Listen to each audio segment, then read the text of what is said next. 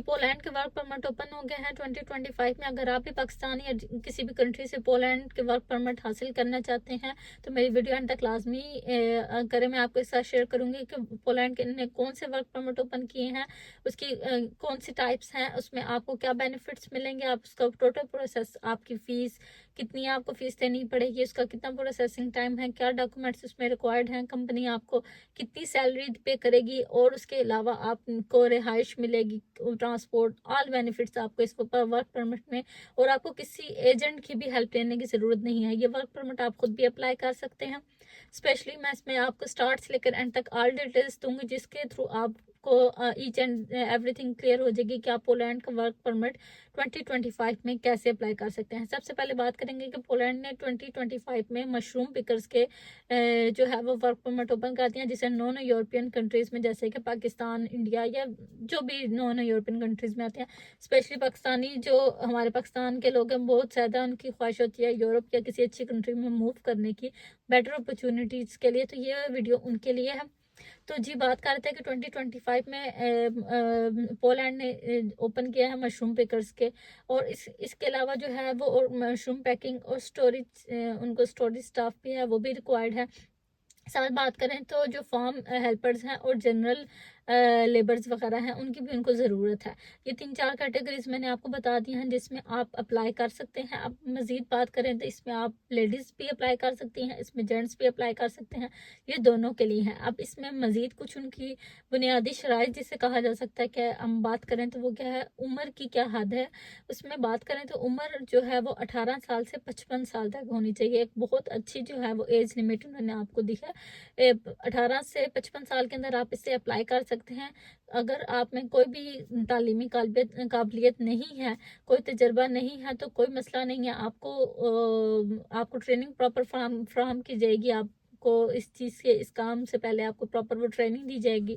आपको किसी किस्म की उसकी टेंशन की ज़रूरत नहीं है कि आप में ये काबिलियत नहीं है, तजर्बा नहीं है या आपकी एजुकेशन नहीं है।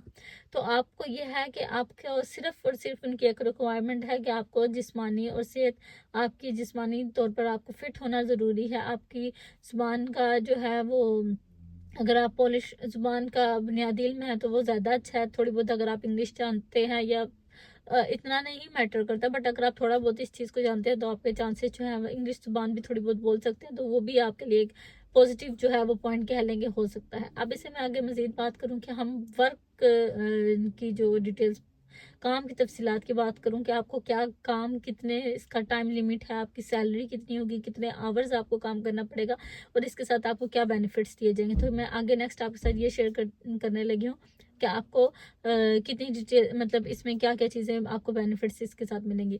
अब बात की जाए तो इसमें टाइम मुद्दत कितनी होगी आपको, ऑलमोस्ट मैक्सिमम, जैसे कि आपको पता है कि मौसम के हिसाब से, जैसे मशरूम पिकर्स का है, या फिर डिपेंड करता है कि मौसम के हिसाब से मैक्सिमम 6 मंथ्स का कर लें। आपको इसके अलावा भी 7 अपॉर्चुनिटीज़ मिल सकती हैं, क्योंकि जैसे कि आपको पता है कि एक मेन जो होता है वो एक कंट्री में एंट्री करना होता है। जब आप इंटर हो जाते हैं तो उसके बाद आपको रास्ते बहुत से मिल जाते हैं। तो 6 मंथ के लिए वो आपके साथ ये एग्रीमेंट कर लेते हैं, 4 से 6 मंथ के लिए, कि भाई इस जॉब के लिए आपको वो हम अपने आप एलिजिबल होते हैं। इसको आप एग्रीमेंट के थ्रू अब नेक्स्ट आप कर लें कि आपको कितना टाइम डेली, आपको 8 से 10 घंटे आपको काम करना होता है, और वीक में आपसे को 5 से 6 दिन भी जो है वो ये इस चीज़ के लिए बाउंड होते हैं कि आपको काम करना पड़ेगा। 8 से 10 घंटे काम, और तकरीबन 5 से 6 दिन का आपको डेली। और इसके अलावा आपको वो ओवर टाइम भी अलाउ करते हैं। आप ओवर टाइम करते हैं तो आपको उसकी बेस पर ज़्यादा सैलरी भी मिलती है। आपकी ट्रांसपोर्ट की बात करें, आपकी रिहाइश की बात करें, तो ट्रांसपोर्ट इनकी बिल्कुल फ्री होती है, या आपको ट्रांसपोर्ट फ्री में आपको काम से पिक एंड ड्रॉप करते हैं। कंपनी के ये रिस्पॉन्सिबिलिटी होती है। और रिहाइश की बात करें तो कुछ जो है वो अकोमोडेशन देते हैं आपको, और अगर वो अकोमोडेशन नहीं देते तो वो आपको बहुत ही, जो कहते हैं ना कि मिनिमम रेंट होता है, वो स्पेस आपको प्रोवाइड कर देते हैं, जो आपके लिए बेस्ट ऑप्शन होता है। मतलब जैसे कि अगर आप कहीं और पे, किसी और कंपनी में कहीं और पे, आपको काफ़ी अच्छा खासा रेंट जो है वो पे करना पड़ता है, लेकिन अगर आप कंपनी के थ्रू कीजिए तो या कंपनी आपको फ्री अकोमोडेशन देगी, या फिर आपको मतलब बहुत कह लें कि थोड़ा आपका लेस रेंट हो जाएगा, उसमें आपको ये करेगी। ये तो एक बहुत बड़ा बेनिफिट जो है वो आपको मिलेगा। की सैलरी जो है ऑलमोस्ट मंथली आपकी सैलरी 800 से 1200 जो है वो यूरो लाजमी होती है। लेकिन अगर आप ओवर टाइम लगा रहे हैं तो ओवर टाइम के हिसाब से आपकी सैलरी जो है वो टाइम पे डिपेंड करता है कि आप जितना टाइम लगाएंगे आपको सैलरी जो है वो आपकी इतनी इंक्रीज होगी। तो अब मजीद नेक्स्ट टाइम बात करें तो आपको इसमें कौन से डॉक्यूमेंट्स रिक्वायर्ड होते हैं। आपको जैसे कि पासपोर्ट आपका मेन रिक्वायर्ड डॉक्यूमेंट है, आपको वो चाहिए होता है। उसमें आपकी वैलिडिटी जो है वो एक्सपायरी डेट 6 मंथ्स के ऊपर तक लाजिम होनी चाहिए, 6 मंथ से नीचे बिल्कुल नहीं होनी चाहिए, क्योंकि आपको 6 मंथ्स का उस पर लाजमी एक कॉमन सी चीज़ है कि आपकी चेक लाजमी कर लेना आपको अप्लाई करने से पहले। सबसे पहले आ गया पासपोर्ट, उसके बाद एप्लीकेशन फॉर्म है जो आपने एप्लीकेशन फॉर्म जो है वो फिल करना है प्रॉपर। और उसके बाद आ जाती है ट्रैवल इंश्योरेंस की बात करें तो कम से कम 30,000 की जो है वो उसकी कवरेज होनी चाहिए लाजमी। आपके पास अकोमोडेशन प्रूफ होना चाहिए कि आप आ रहे हैं तो आप कहाँ पर स्टे करेंगे, आपको फिलहाल अपनी अकोमोडेशन का प्रूफ। उसके बाद कंपनी आपको प्रोवाइड करती है या वो जो वहाँ पर जाकर जो भी मामला होते हैं वो एक सेपरेट चीज़ है। लेकिन वीज़ा अप्लाई करते वक्त आपको अकोमोडेशन प्रूफ लाजमी देना है कि आप वहाँ पर आएंगे और आप कहाँ पर स्टे करेंगे। ठीक है, आपको अपनी जो है माली वसाइल का सबूत जो भी है प्रॉपर देना है। आपको बैंक स्टेटमेंट, आपको आपकी स्ट्रॉन्ग बैंक स्टेटमेंट होनी चाहिए। कोशिश ये करनी है कि आपने किसी भी तरह के फेक बैंक स्टेटमेंट नहीं बनानी, कोई फेक डॉक्यूमेंट यूज़ नहीं करना जो आपके लिए मसला मसाइल बने। अगर आप फेक डॉक्यूमेंट यूज़ करेंगे या कोई भी फेक किसी भी किस्म की डॉक्यूमेंट से तो आपका ऑब्वियसली बहुत रिस्क है कि भैया 100% आपका वीज़ा रिजेक्ट हो सकता है। तो कोशिश करनी है आपकी बैंक स्टेटमेंट जेन्युइन होनी चाहिए। पुलिस क्लियरेंस सर्टिफिकेट होना चाहिए जो आपको बहुत इजीली पाकिस्तान या जिस कंट्री में भी है आपको करेक्टर को वेरीफाई करता है। आपको अपना पुलिस करेक्टर जो है मतलब सर्टिफिकेट बनवाना है। अब इसमें बात की जाए कि आपकी इसमें कितनी जो है वो इनकम इसकी आ जाती है, आपको कितना आपको पे करना पड़ता है, इसकी टोटल फीस कितनी लगती है। अब वीज़ा फीस जो है ना इसकी वो बहुत मिनिमम है, 90 यूरो आपकी फ़ीस जो है वो लगती है। अब इसमें आपके बात कीजिए कि अकोमोडेशन के आपके जो भी एक्सपेंस हैं वो कितने आ जाते हैं, तो वो बहुत करें तो 450 जो है वो PLN के हिसाब से आपके आ जाते हैं, यूटिलिटी बिल्स वगैरह। और प्रॉपर ये जो है आपको इसका थोड़ा बहुत आपने इन चीज़ों को देख लेना, इस हिसाब से आपकी बैंक स्टेटमेंट भी होनी चाहिए।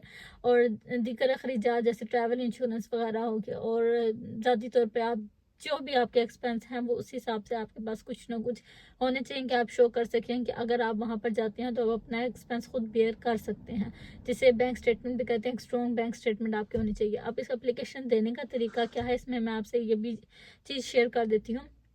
प्रॉपर जो है वो रिक्रूटमेंट एजेंसी जिसे कहते हैं, आप उससे रब्ता कर सकते हैं। वर्क विजन या यूरोप ऑब्जर्वर, उनसे आप उनके थ्रू भी अप्लाई कर सकते हैं। अब इसमें आपको इम्पोर्टेंट जो है वो डॉक्यूमेंट्स जमा करवाने पड़ते हैं वीज़े के लिए। जो है वो पोलैंड के जो कौंसल खाना है उसमें आपको दरख्वास्त देनी पड़ती है। पोलैंड के कौंसल खाना में दरख्वास्त दें। वीज़ा मिलने के बाद जो है वो पोलैंड पहुँच कर आपने SEF जिसे आप कहते हैं सर्विको डी स्ट्रेंजीरोस फ्रंटीरास, इसमें थोड़ा सा नाम इसका डिफ़िकल्ट है। आप अगर जाएं गूगल पे लिखें जो भी है पोलैंड का में जहाँ पे आपने रजिस्ट्रेशन करवानी है SEF, तो वो आपको प्रॉपर गूगल पे आपको नज़र आ जाएगा। यहाँ पर मैं भी मेंशन कर दूँगी, तो वहाँ पर जाना है और आपने अपनी प्रॉपर रजिस्ट्रेशन करवानी है। तो इसमें मैं आपके साथ डॉक्यूमेंट्स आपके साथ मैंने proper processing time, processing feed, सारी चीज़ें मैंने आपके साथ A1 जो है वो शेयर कर दिया। अगर मैं आपके साथ मेन चीज़ इसकी बात करूं कि आपके चांसेस हाई हो सकते हैं अगर आप इन चीज़ों को कुछ अमल कर लें। आपने फेक डॉक्यूमेंट्स बिल्कुल यूज़ नहीं करने, आपके बैंक स्टेटमेंट ओरिजिनल होने चाहिए, आपके डॉक्यूमेंट्स ओरिजिनल होने चाहिए, आपकी CV बहुत बेस्ट होनी चाहिए। आपने CV रेडी करनी है अपनी पोलैंड के अकॉर्डिंग टेम्पलेट, उसके जो है ना बेस्ट प्रोफेशनल वे में आपने CV अप्लाई करनी है। आपके पास रीज़न होना चाहिए, अगर इंटरव्यू में आपसे वो पूछें तो आप उन्हें बता सकें कि आपका आने का मकसद क्या है वहाँ पर, और थोड़ा सा आप जस्टिफाई कर सकें। ठीक है, अब बहुत डिपेंड करता है कि आप उनको क्या रिस्पॉन्स देते हैं। तो ये बहुत बेसिक सी चीज़ें हैं। अगर आप इनको फेक डॉक्यूमेंट्स यूज़ नहीं करते, ओरिजिनल चीज़ें यूज़ कर रहे हैं, original documents, original bank statement, तो आपको किसी एजेंट को पैसे देने की ज़रूरत नहीं है। आप अपने लिए खुद वीज़ा अप्लाई कर सकते हैं। हर चीज़ में थोड़ा बहुत रिस्क होता है, लेकिन अगर इसकी 90 यूरो फीस है, बहुत मिनिमम ये सारे डॉक्यूमेंट्स हैं। अब अगर आप ओरिजिनल डॉक्यूमेंट्स ओरिजिनल चीज़ों के साथ अप्लाई करते हैं तो आपको 100% मैं गारंटी देती हूँ कि आपका वीज़ा कभी रिजेक्ट नहीं होगा। बस आपके डॉक्यूमेंट्स, आपकी सब चीज़ें जेन्युइन होनी चाहिए, तो आपको किसी को पैसे देने की ज़रूरत नहीं है।